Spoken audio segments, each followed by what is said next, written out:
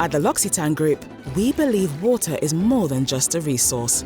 It's a vital element of life that we are committed to respecting and protecting. In 2022, we conducted a global water footprint analysis which revealed that outside of the product use phase, 58% of our water use occurs in our supply chain, especially in agriculture.